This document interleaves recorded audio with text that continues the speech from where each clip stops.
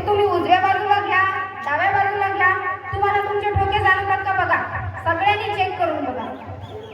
Practical जे आहे ना, तुम्ही प्रॅक्टिकल जेव्हा करता तेव्हा तुम्हाला कळतं की खरंच एखादा पेशंट असा झाला तर आपण काय करू शकतो. आणि एखाद्या वेळेस सपोज समजा असं झाला लोहाऱ्यामध्ये केस आणि कुठलाही शाळेतला विद्यार्थी असो, यंग असो, मुलगा कोणी असो, त्यांनी जर CPR व्यवस्थित कंडक्ट केला आणि कुणाचा जर जीव वाचला तर लाईफ टाईम आपण एक रोल हिरो म्हणून आपला सगळ्या गावामध्ये आपलं नाव वगैरे होईल आणि सगळ्यात जास्त म्हणजे तुम्हाला स्वतःला चांगलं वाटेल की आपण एखाद्या व्यक्तीचा जीव वाचवला.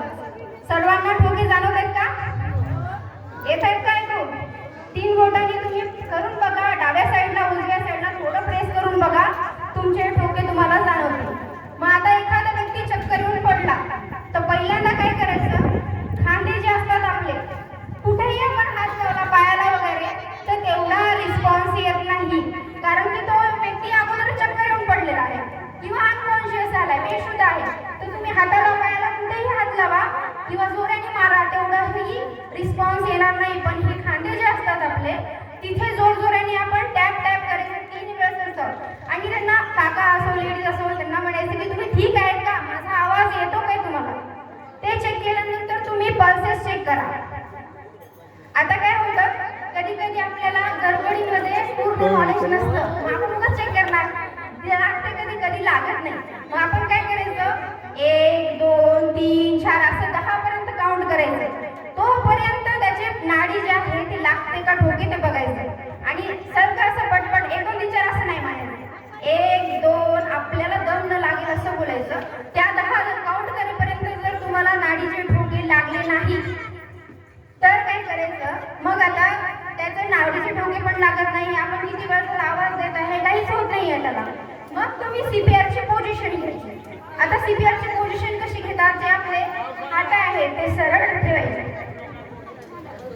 दोन्ही जे हात आहेत ते सरळ ठेवायचे. आणि ठिकाण कुठं आहे ते सांगते मी, जे छातीचं सेंटर असतं त्याला आपण स्टर्नम म्हणतो.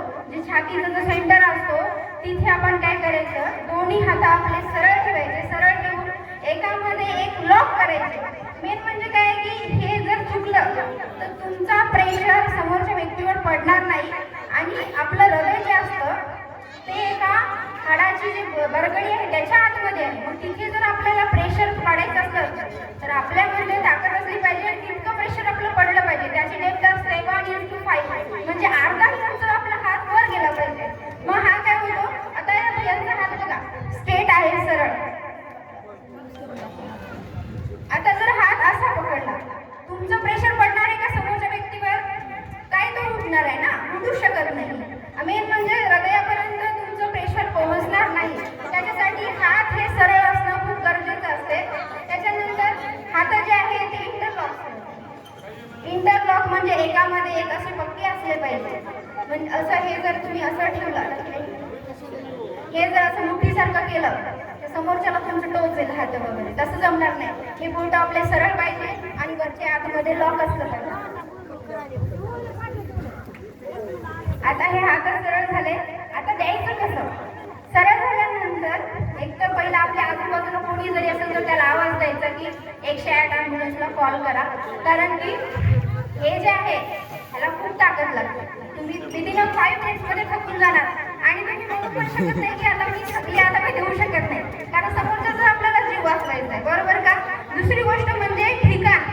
एखादा व्यक्ती कुठे पडलेला असेल तर तिथे आपण CPR चालू करू शकत नाही, कारण की एखादा खड्डा वगैरे असेल आणि तिथे आपण जर त्या व्यक्तीला झोपवलं आणि वरून आपण प्रेशर देत आहे तर जीव तर वाचवणं शक्य नाही, पण त्याचे हाडे जे आहेत ते तुटून जातात. त्याच्यासाठी जे हार्ड प्लेस असते, म्हणजे आता रोड झाला, एखादी जागा झाली जी कडक आहे जिथे खड्डा नाही, तशा ठिकाणी त्या व्यक्तीला आपण स्कॉर्पिओ करायचं, म्हणजे त्या ठिकाणी हालचाल करून तिथे घेऊन जायचं. त्याच्यानंतर हे जे आहे, आता हा मुलगा अडल्टमध्ये येतो, आता छोटे बच्चू जे असतात त्याला आपण फक्त फिंगरने देतो, कारण ते छोटे असतात.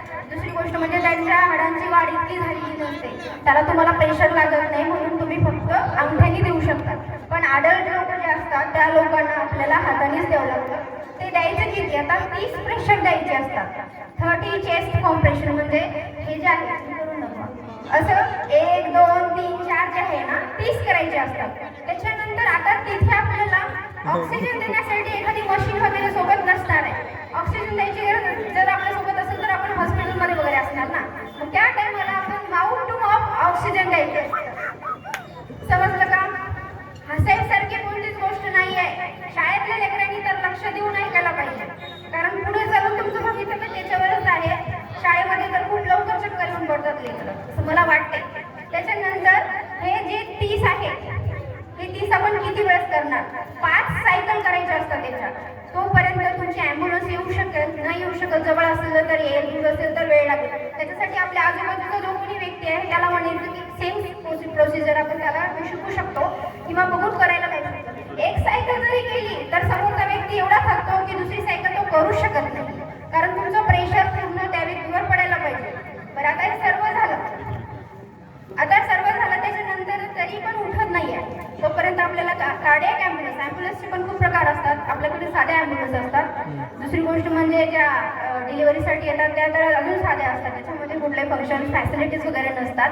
ह्याच्यासाठी तुम्हाला कार्डियाक ॲम्ब्युलन्स लागतात. ठीक आहे, 108ला कॉल करतानाच तुम्ही सांगायला पाहिजे की काय झालंय नाही.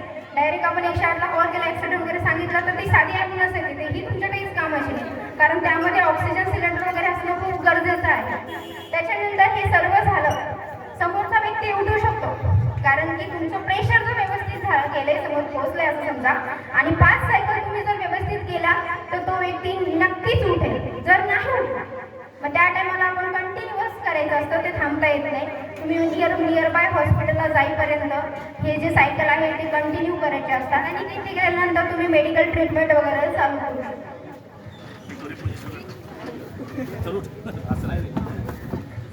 समजलं का सर्वांना? हो. CPR हा खूप महत्त्वाचा आहे आणि अतिशय मार्मिक शब्द